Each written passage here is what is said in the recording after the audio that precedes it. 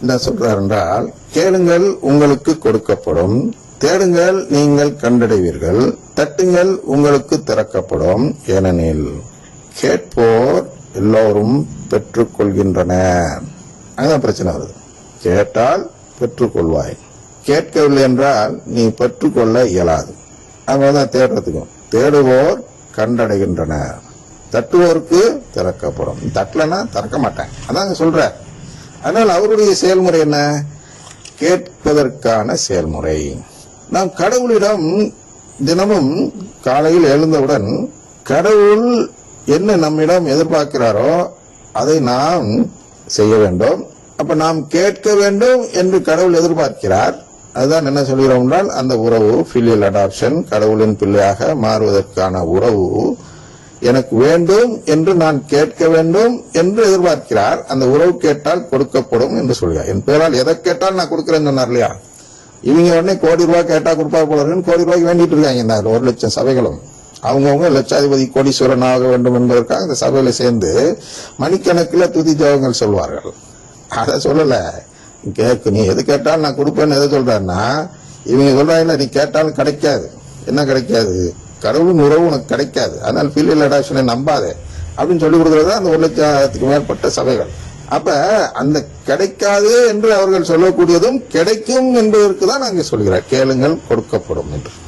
அதுதான் கடவுள் மனிதர்களை தமக்கு ஏற்புள்ளாக்கும் முறை. நீ கேட்டுட்டீன்னா நான் கொடுப்பேன். ரைட்டியஸ்னஸ் அப்படின்னு ஆங்கிலத்தில் எழுதப்பட்டிருக்கிறது. The righteousness that comes from God அப்படின்னு என்ன? கேட்டு பெறுதல் என்ற அந்த நீதி முறை, அதன் அடிப்படையில் தான் நான் மீட்பு தருகிறேன். நீ கேட்டா தருவேன். இல்ல சீராக்ல எல்லாம் பாக்குறோம்ல, சீராக் 15 14 தான் பாக்குறோம். மனிதர் முன் வாழ்வும் சாவு வைக்கப்பட்டு எதை விரும்புகிறானோ அவன் எடுத்துக்கொள்ளட்டும்னு இருக்குது இல்லையா? அப்ப நாம் திருப்பலிக்கு போகும்போது என்ன செய்கிறோம் என்றால், தினமும் போய் ஆண்டவரே நான் இன்று ஒரு வாழ்க்கை வாழ இருக்கிறேன் உங்கள் தயவால்.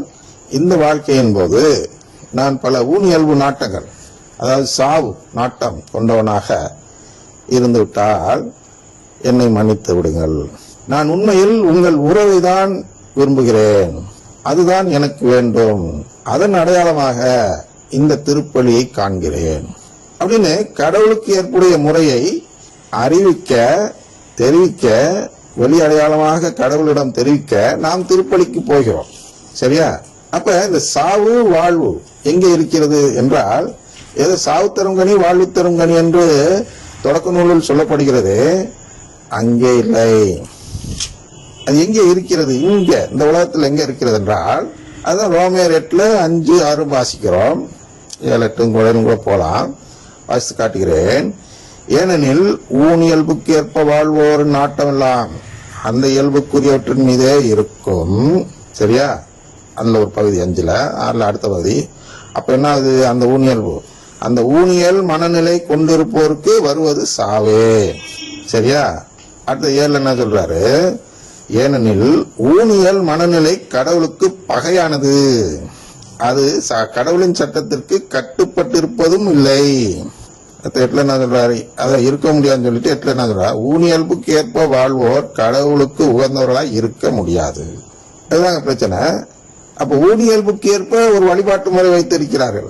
எதை கேட்டாலும் கிடைக்கும் என்று சொல்லி, 1 மடங்காக நீ கொடுத்தால் 100 மடங்காக திருப்பி தருவேன் என்று கடவுள் சொல்வதை, இந்த 100 மடங்குங்கிறது அந்த உறவு சொல்கிறார், கடவுள் நிலையை சொல்கிறார். ஆனா அவர்கள் என்ன சொல்கிறார்கள்? 100 மடங்கு என்று பணத்தை சொல்கிறார்கள்.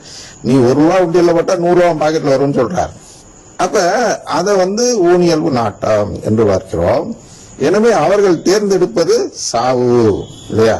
ஊனியல் மனநிலை கொண்டிருப்போருக்கு வருவது சாவே, ஆவிக்குரிய மனநிலை கொண்டிருப்போருக்கு வருவது வாழ்வும் அமைதியும் ஆகும். அப்ப நமக்கு முன்னால் வாழ்வும் சாவும் வைக்கப்பட்டிருக்கிறது. ஊனியல் மனநிலை, ஆவிக்குரியல்பு மீது மனநிலை. ஆவிக்குரியல்புனா என்ன? ஆவிக்குரியல்புல ஒன்றுதான் இருக்கு உலகத்துல. அது என்னன்னா கடவுளின் உறவு ஒண்ணு. அது வேற விதமா சொன்னா, அதாவது டிவைன் நேச்சர் நம்ம சொல்றோம் ஆங்கிலத்தில். அதாவது கடவுள் தன்மை அப்படின்னு சொல்லலாம்.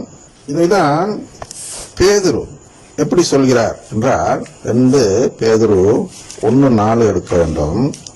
எப்படி சொல்கிறார் என்றால்,